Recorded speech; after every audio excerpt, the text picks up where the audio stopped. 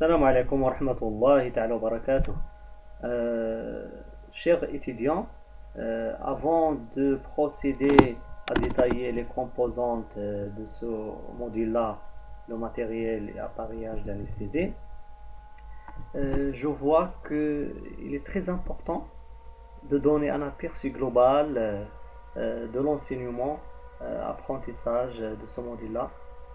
Durant cet intervalle qui est réservé à ce module, savoir 50 heures, espérant réussir tous ensemble à créer un climat propice et favorable à l'enseignement, apprentissage adéquat de ce cours-là, que je vois que c'est un cours qui est très important pour les futurs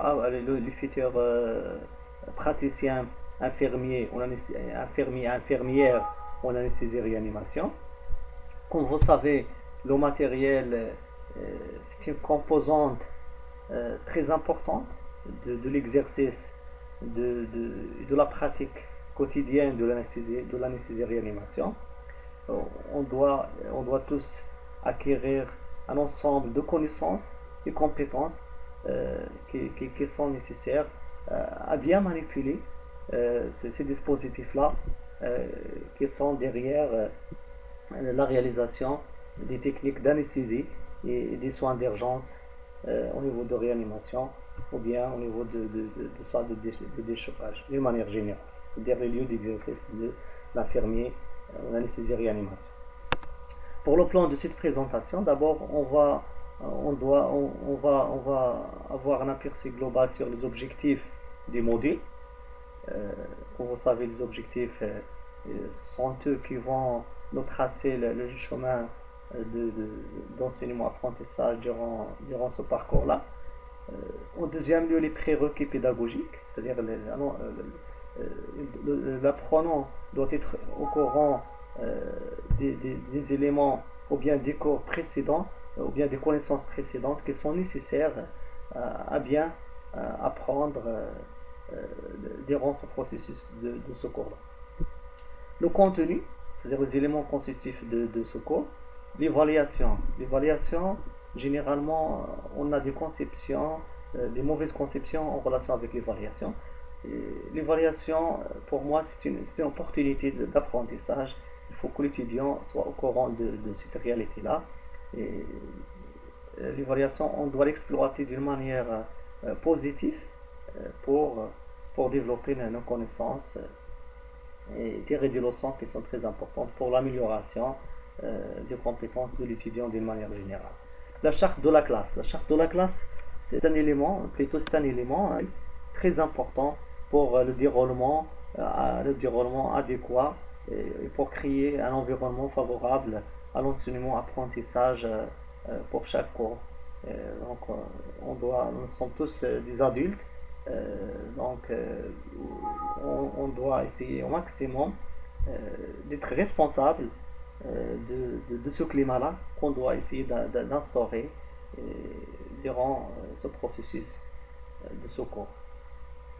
Donc, finalement, on va conclure vers la fin. Pour les objectifs de ce module, d'abord, il faut que l'apprenant prenne connaissance des appareils et utilisés lors des interventions infirmières en cas d'anesthésie ou bien en cas d'intervention de type d'urgence au niveau du service de réanimation. Deuxièmement, il doit s'approprier de leurs principes de fonctionnement avec la mise en application de toutes ces connaissances acquises durant ce cours devant les différentes situations. Donc, l'apprenant il est appelé à contextualiser ses connaissances dans le terrain. C'est très important, donc il ne doit pas prendre cette matière-là brute et la stocker c'est-à-dire entre parenthèses dans sa tête, donc bien de la mémoriser. Il doit la contextualiser et la décontextualiser, c'est-à-dire créer des contextes différents dans le terrain. Il doit essayer de s'approprier ces connaissances-là au cours de stage, c'est-à-dire lorsqu'il sera dans le terrain, il doit essayer au maximum, il faut que l'apprenant essaye au maximum c'est-à-dire d'utiliser ces connaissances qu'on va acquérir ensemble dans ce cours-là. Troisième lieu, maîtriser l'utilisation du matériel et appareillage d'anesthésie et réanimation de la salle opératoire, surtout au niveau du bloc. Comme vous savez, il y a l'ensemble de dispositifs qu'on doit, qu'on doit manipuler, savoir manipuler, qu'on doit acquérir en avance, mécanismes de fonctionnement, d'entretien, de vérification, etc. pour bien les manipuler, dont le but ultime, c'est la sécurité du patient. Quatrièmement, savoir interpréter les informations et les données affichées par les moniteurs pour prendre des bonnes décisions. C'est un élément très important pour la réussite d'anesthésie et réanimation. Les prérequis nécessaires à l'apprentissage des rançons modèles, généralement un ensemble de connaissances préalables, que ce soit en anatomie, physiologie, pharmacologie, physiopathologie, etc. Le contenu, généralement le contenu, il n'est pas, donc on essaie au maximum de le limiter, malgré que c'est-à-dire les dispositifs ou bien le matériel nécessaire à la réalisation de l'anesthésie réanimation ou bien à la surveillance et la prise en charge de malades au niveau de réanimation ou bien les services chauds, les urgences, les réanimations, etc. Et, il a un caractère qu'on ne peut pas limiter. C'est-à-dire il y a chaque fois des innovations, des actualités, l'achat de nouveaux matériels. Donc, on essaie au maximum d'avoir, ou bien d'étudier les dispositifs qui sont largement utilisés de manière générale. Les circuits d'anesthésie. Les circuits d'anesthésie, généralement, ce sont des circuits que ce soit de type ouvert ou bien fermé, semi-ouvert, semi-fermé. Donc on va essayer d'apprendre les caractéristiques de chaque circuit, faire la différence entre eux. La ventilation artificielle que je vois, c'est un élément de ce cours-là qui est très important, de s'arrêter beaucoup plus. Donc on doit s'arrêter beaucoup plus à apprendre dans cet élément-là que je vois c'est très vital, la ventilation artificielle.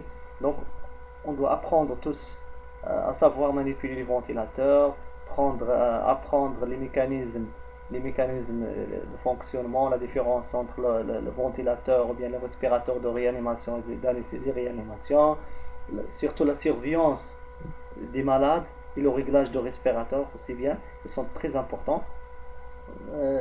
Pas mal des erreurs qui sont très fatales, qui sont liées au réglage des respirateurs, ces dispositifs-là. Donc, on doit être au courant de ça.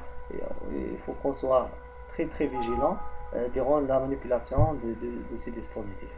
Donc, on doit essayer au maximum de s'arrêter à apprendre ces points-là.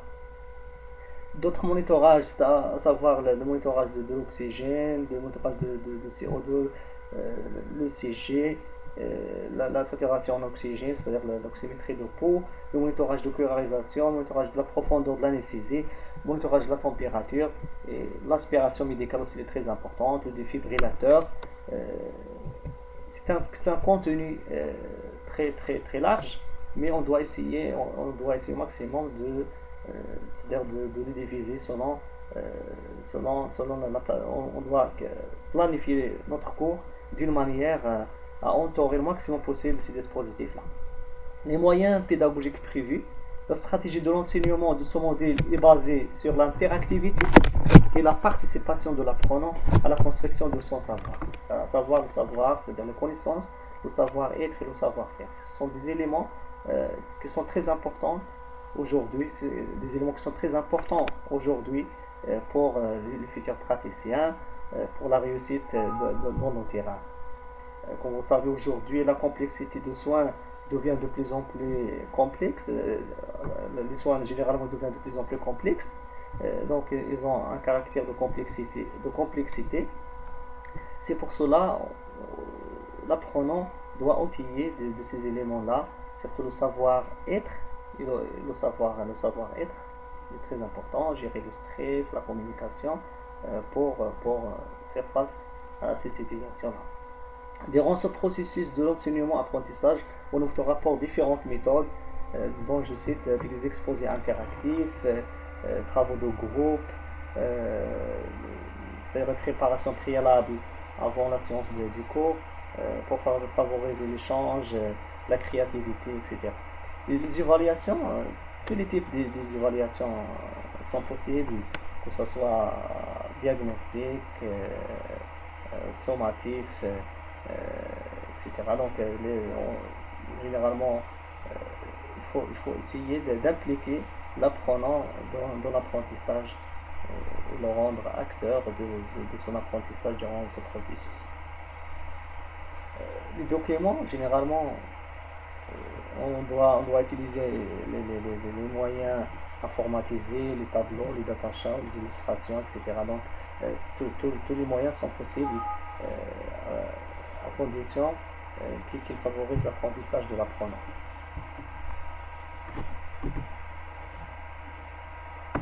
Aussi, on va favoriser beaucoup plus les activités qui favorisent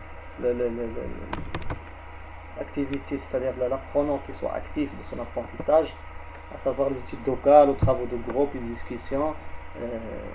Généralement, le cours s'inscrit dans une approche interactive où les étudiants sont appelés à participer activement à l'élaboration de ce cours.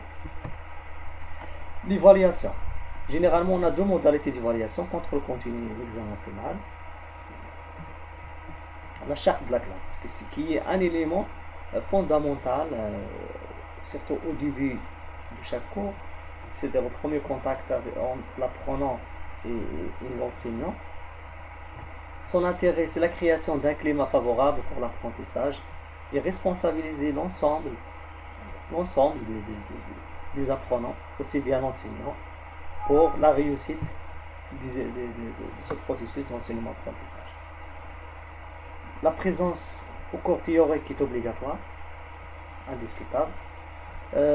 En cas d'absence, l'apprenant est responsable de récupérer toutes les informations transmises en classe ou les documents remis nécessaires pour l'atteinte des objectifs pédagogiques. Donc après cet aperçu global sur le déroulement de ce cours-là, espérons qu'il sera déroulé dans des meilleures conditions, caractérisé par l'interactivité, généralement créer un climat favorable à l'apprentissage et transfert et l'acquisition de nouvelles connaissances en relation avec ce module-là.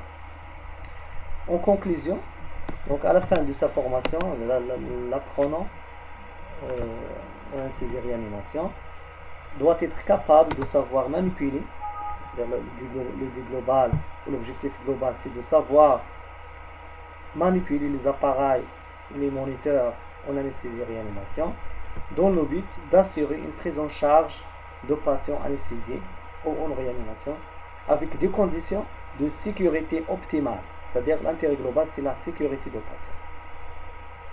C'est pour cela qu'on est appelés tous à utiliser des techniques pédagogiques, discussion, études de cas, apprentissage par simulation, jeux de rôle, etc., qui développent des compétences et des pratiques utiles sur le terrain. Je vous remercie pour votre attention.